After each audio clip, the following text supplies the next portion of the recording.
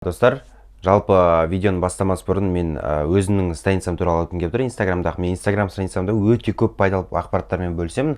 Жалпы осы Wildberries туралы, Wildberries'тен бөлек те заттармен бөлісетін боламын. И сол менің настоящий Инстаграмым заблокировать етіліп қалды. Не үшін екені әлі белгісіз, авторские права бір нәрсе деп жатыр.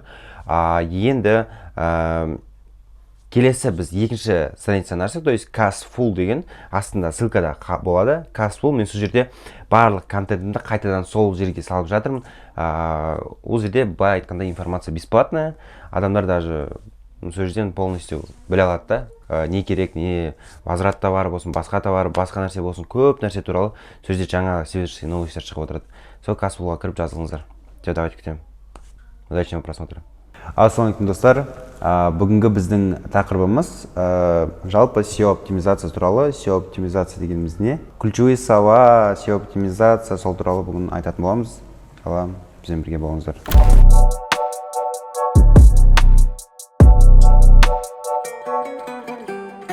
Жалпы SEO оптимизация дегеніміз не? Wildberries'та SEO оптимизация дегеніміз ол біздің карточкамыздың былайша айтқанда сіздің товарыңызды табатын сөздер, то есть ключевые слова, сол ключевые словарды дұрыс қоятын болсақ, дұрыс жерге дұрыс қоятын болсақ, сол бізде настройкасы SEO оптимизация болады. Және оны қалай дұрыс қою керек екенін, қайсысын қай жерге дұрыс қою керек екенін бүгін айтатын боламыз.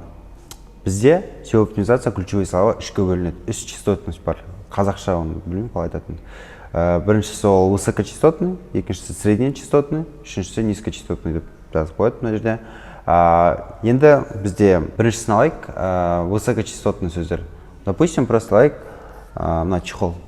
Просто чехол деп жазамыз, и все.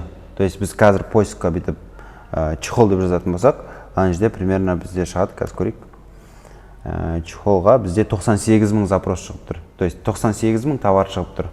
98 000 товар деген ол высокочастотный өте үлкен сөздер. То есть чехол ол айфонға болуы мүмкін, чехол диванға болуы мүмкін, немесе басқа да бір нәрселерге болуы мүмкін. Чехол это вообще понятие растяжимый дейді ғой айтқанда. Енді келесі екіншісі ол бізде среднечастотный, ол бізде чехол на iPhone 13 десек, уже бізде ондай запрос болмайды. Допустим, қазір жазайық, чехол на iPhone 13, да? 13. Ага, вот. Чехол на iPhone 13. Бізде уже 57 000 не шығып тұр, запрос шықты. Чехол деген өте үлкен раздел. iPhone даже Pro Max деп жазсақ болады. Соның өзінде бізде 51 000 товар шығып отыр. Чехол на iPhone 13 Pro Max белый деп жазатын болсақ, бұл бізде енді среднечастотный сөздер болады. Среднечастотный сөздер ол примерно 2, 3, 4 сөзден тұратын болады. Чехол на iPhone 13 Pro Max деген ол бізде среднечастотный сөздер. Бұда 15 000, 20 000 товар, то есть 15 000, 20 000 карточкалар болады. То есть бұл среднечастотный сөздер. Ал енді низкочастотный деген ол қалай болады. То есть чехол на iPhone 13 Pro Max серый глянец деп жасақ, ол уже бізде, қазір көрейік, серый глянец деп бізде шығады примерно уже 1000 товарға дейін шығады. То есть 1000 товарға дейін ол бізде низкочастотный. 1000 товардан 20 000 товарға дейін ол бізде среднечастотный. 20 000 товардан жоғары қарай, 15 000 товардан жоғары қарай ол бізде уже высокочастотный сөздер болып кетеді. То есть енді ол сөздерді біз қай жерде қолданамыз. Жалпы бізде карточка товарда, допустим, менің қазір өзім сатып жатқан примерді көрсетейін. То есть ол пельменница. Пельменницаның қай түрі? Пельменница жазайық. Пельменница. Пельменница менде уже товарым топта тұр. То есть екі товарым да топта тұр. Міне. То есть бізде индексация жасайтын ключевой сөздер бар. Индексация деген бізде карточканы толтырған кезде SEO оптимизацияда заголовок бар, бренд бар, описание бар, характеристика бар, дополнительные поля бар. То есть осы нәрселердің барлығы бізде ключевой карточка создавать етілген кезде қосылатын нәрселер. Біріншісі ол бізде SEO оптимизацияда фотолар, качественный фотолар, качественный дизайн. Екіншісі ол бізде видео. Енді SEO оптимизацияға келетін болсақ, ол бізде бренд.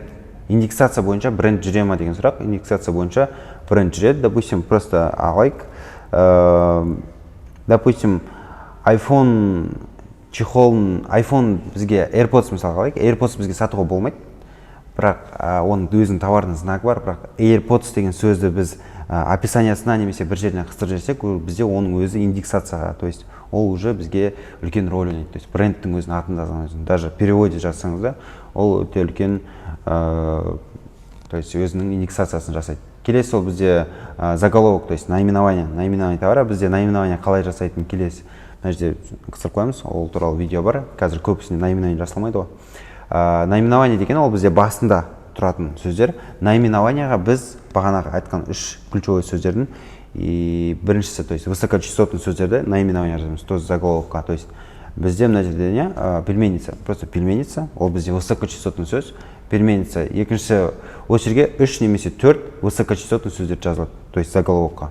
Ең высокочастотный, то есть чехол на iPhone 13, то есть бұлардың бәрі бізде высокочастотный чисто заголовокқа жазылады.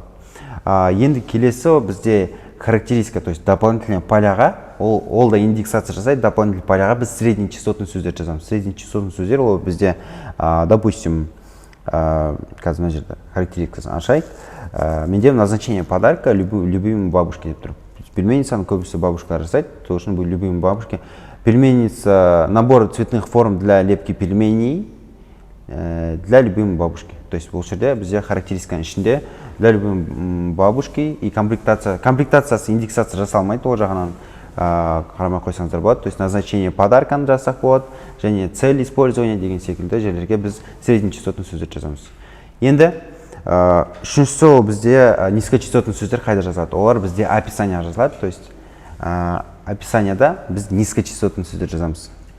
То есть бұл жерде уже кәдімгідей барлық максимально уже былай айтқанда зауженный формасы, аккуратная форма для пельменей и вареников, аксессуар для кухни, и там своими руками, тағы да бір нәрсе, фигурный нож для теста деген секілді сөздер. Бұлар өте низкочастотный сөздер, то есть мың неге дейін. Бізде енді MP-стас деген нәрсе бар, MP-стас аналитика арқылы біз бұл сөздерді біз таба аламыз. То есть ол жерде барлығы жасалған, бірақ оның доступы кішкене, доступы қателеспесем 210 мың теңге тұрады бір айға. Но бізде складчина деген нәрсе бар, телеграм-каналға өтетін болсаңыздар, Антон деген бала бар. Антон MP-стас деп жазсаңыздар шығады, сол кісілер сіздерге MP-стастың бір ай доступын 210 мың теңге емес, 16 мың, 17 мың теңгеге бере алады. То есть олар өздері жиналып, бұл айтқанда просто раскидывают доступ. Вот осылай. Жалпы SEO оптимизация туралы көп нәрсе айттым деп ойлаймын. Оның өзі сіздер осы білімнің өзі сіздерге былай айтқанда карточканың максимальный качествосын толтыруға жеткілікті. Сіздермен болған Қасымбек Айдархан. Ақпарат пайдалы болса, білесіздер не істеу керек екен.